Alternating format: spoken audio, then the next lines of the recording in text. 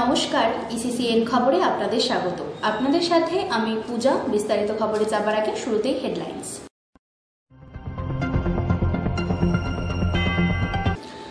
সন্দেশখালী কাণ্ডে এবার ধর্নায় বসল বিজেপি।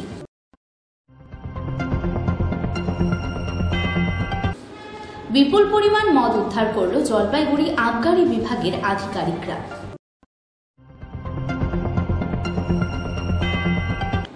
গত 14 ফেব্রুয়ারি থেকে নিখোঁজ গৃহবধূ। আসছি বিস্তারিত খবরে। সন্দেশখালী কাণ্ডে এবার ধর্নায় বসল বিজেপি। রবিবার দুপুরে জলপাইগুড়ি সমাজপাড়া এলাকায় ধর্না অবস্থানে বসেন বিজেপি যুব মোর্চার কর্মীরা। বিজেপি যুব মোর্চার জেলা সভাপতি পলেন ঘোষ বলেন, সন্দেশখালী জঙ্গলের রাজত্ব কায়েম হয়েছে, সেখানে মা বোনদের সম্মান নষ্ট করেছে তৃণমূলের নেতাকর্মীরা বলে অভিযোগ। আমাদের কেন্দ্রীয় প্রতিনিধি দলকে সেখানে ঢুকতে দেওয়া হচ্ছে না। এইসবের প্রতিবাদে আমরা আজ ধর্নায় বসেছি। খালির মধ্যে সীমিত নয়, সারা পশ্চিম বাংলায় নীরবে নিভৃতে মাতৃশক্তি কাঁদছে। মায়েরা বোনেরা তাদের যে অত্যাচার, তাদের উপর যে তৃণমূলের অত্যাচার নিপীড়ন, সেই পরিষ্কার চিত্রটা আজকে সন্দেশখালির মধ্য দিয়ে বাইরে এসছে। এরকম সন্দেশখালি গ্রাম বাংলার প্রতিটা জায়গায় জায়গায় হচ্ছে। আর তার প্রতিবাদে আমরা ভারতীয় জনতা যুব মোর্চার পক্ষ থেকে বারংবার রাস্তায় নামছি, প্রশাসনকে ঘেরাও করছি। তার উদ্দেশ্য একটাই, যে এই সন্দেশখালির যে ঘটনা বেরিয়ে এসছে, এই ঘটনার যে চতুর্দিকে যে ছড়িয়ে ছিটিয়ে রয়েছে, কেউ যেন মুখ খুলতে ভয় না পায়। প্রশাসনকে দিয়ে যে চাপানোর চেষ্টা হচ্ছে, মুখ্যমন্ত্রী যেভাবে অ্যাসেম্বলিতে দাঁড়িয়ে শেখ শাহজাহানের মতন একটা কুখ্যাত দুষ্কৃতীকে সেপসাইড দিচ্ছেন, তার পরিপ্রেক্ষিতে আমরা মমতা বন্দ্যোপাধ্যায়কে ধিক্কার জানিয়ে, তৃণমূল কংগ্রেসকে ধিক্কার জানিয়ে আমরা রাস্তায় আছি। কারণ এই অপরাধ কোনোভাবেই মেনে নেওয়া যায় না। এই অপরাধের শেষ চাই। এই অপরাধকে কোনোভাবেই মেনে নেওয়া যায় না। এটা বাংলার লজ্জা। যিনি বাংলার মেয়ে দাবি করেন, মুখ্যমন্ত্রী বাংলার মেয়ে দাবি করে নির্বাচনে লড়াই করে মুখ্যমন্ত্রী হয়েছেন, আজকে বাংলার লজ্জায় পরিণত হয়েছে। সারা পশ্চিম বাংলার মা বোনেরা কান্নাকাটি করছে তাদের সম্মানের রক্ষার্থে। ইসিসিএন খবর দিনহাটা। বিপুল পরিমাণ মদ উদ্ধার করল জলপাইগুড়ি আবগারি বিভাগের আধিকারিকরা। গোপন সূত্রে পাওয়া খবরের ভিত্তিতে অভিযান চালিয়ে ঘুম স্টেশনের কাছে একটি যাত্রী বোঝাই গাড়ি তল্লাশি চালায় আবগারি বিভাগ। ওই গাড়ি থেকে উদ্ধার হয় প্রায় 4 লক্ষ টাকার বিভিন্ন রকম মদ। 120টি কার্টুনে ভরা ছিল ওই সিকিমের মদ। আবগারি বিভাগ সূত্রে জানা গিয়েছে, সিকিম থেকে ওই মদ বেআইনিভাবে নিয়ে আসা হচ্ছিল। রাজস্ব ফাঁকি দিয়ে ওই মদ পশ্চিমবঙ্গে বিক্রির ষড়যন্ত্র ছিল বলেই অনুমান আবগারি বিভাগের।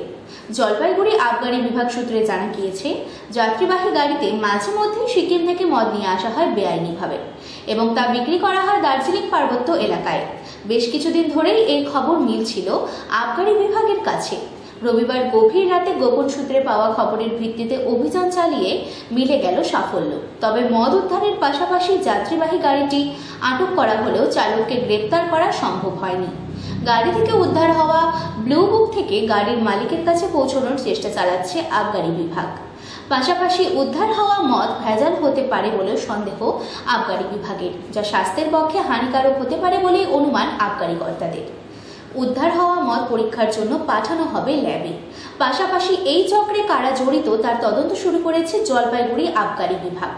আবগারি বিভাগের অতিরিক্ত এক্সাইজ কমিশনার সুজিত দাস জানান, দীর্ঘদিন ধরে একটি চক্র সিকিম থেকে পশ্চিমবঙ্গে মদ নিয়ে এসে বিক্রির কারবার চালাচ্ছে। এই খবর মিলছিল রবিবারের অভিযানে, তা আরও পরিষ্কার হয়ে গেল। পুরো ঘটনা তদন্ত শুরু করেছে আবগারি দপ্তরের আধিকারিকেরা। আমাদের কাছে বেশ কিছুদিন ধরেই একটা ইনফরমেশন ছিল যে সিকিম থেকে কিছু মদ যাত্রীবাহী গাড়িতে under the garb of public transport নিয়ে আসা হচ্ছে। এই খবরটা আমাদের deputy excise collector mister Sumanta Lama ইয়লমোর কাছে ছিল। তো আজকে আমাদের ইনফরমেশনটা অনেক বেশি স্পেসিফিক ছিল। তো অ্যাকর্ডিংলি জলপাইগুড়ি এক্সাইজ ডিভিশনের তরফ থেকে আমরা mister Sumanta Lama Yolmo, deputy excise collector division এবং মিস্টার দেবীপ্রসাদ দাস ডিইসি ভক্তিনগর এবং আমাদের ওসি প্রবীণ রায় কর্মকারের নেতৃত্বে আমরা একটা ওয়াচ ডিউটি সেট করি। ঘুম স্টেশনের পাশ থেকে আমরা এই গাড়িটিকে, মহিন্দ্রা ম্যাক্সটিকে আমরা আজকে ইন্টারসেপ্ট করি, যেহেতু আমাদের কাছে প্রায়র ইনফরমেশন ছিল। তো এই গাড়িটাকে ইন্টারসেপ্ট যখন আমরা করি, under cover of darkness driver somehow manage to escape, কিন্তু এই গাড়িটিকে আমরা ধরতে পেরেছি এবং ধরে আমরা এই গাড়ির থেকে 120 কার্টন আমরা সিকিমের মদ পেয়েছি। বিয়ার, হুইস্কি, ব্রিজার, হনিবি ব্র্যান্ডি, এই ধরনের বেশ কিছু মদ আমরা পেয়েছি।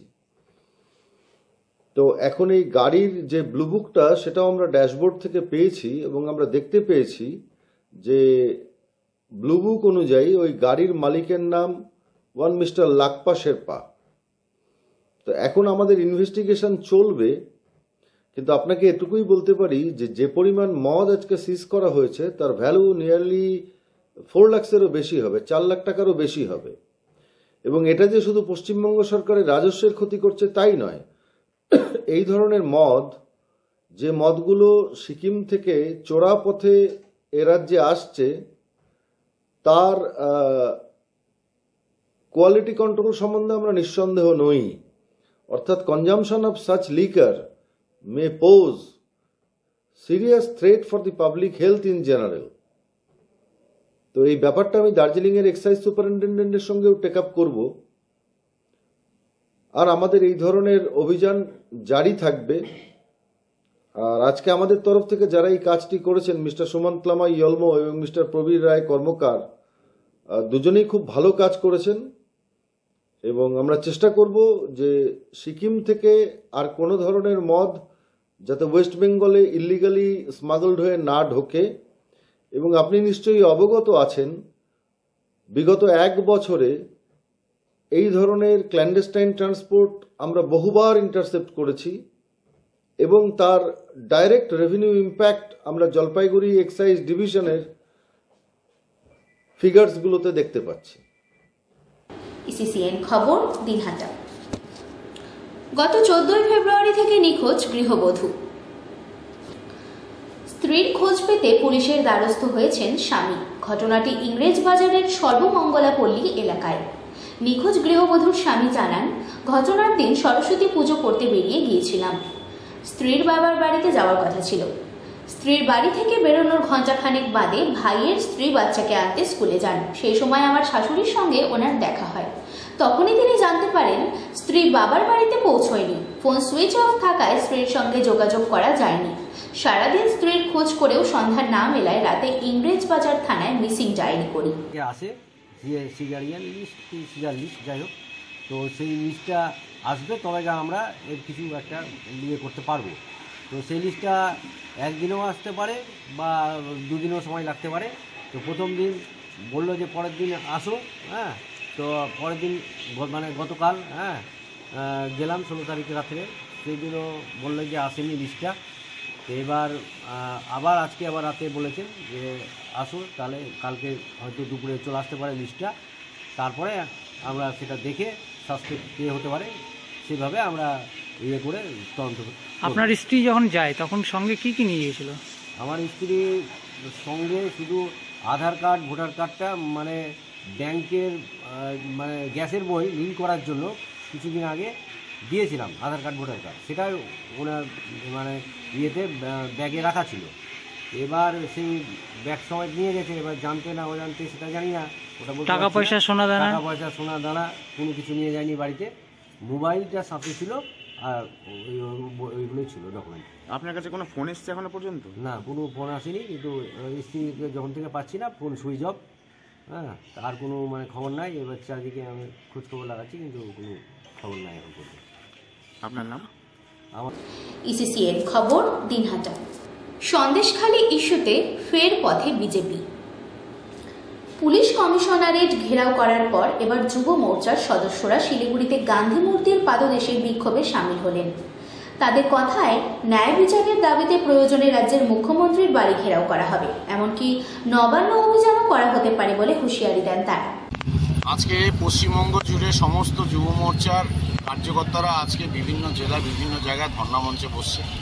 কারণ আপনারা জানেন, সন্দেশখালীতে যে পরিমাণে মহিলাদের উপরে অত্যাচার করা হচ্ছে, সেখানকার প্রশাসন এবং তৃণমূলের দ্বারা সেটার জন্য আজকে পশ্চিমবঙ্গ জুড়ে সমস্ত জায়গায় ধর্ণামঞ্চ করা হচ্ছে সেটার প্রতিবাদে।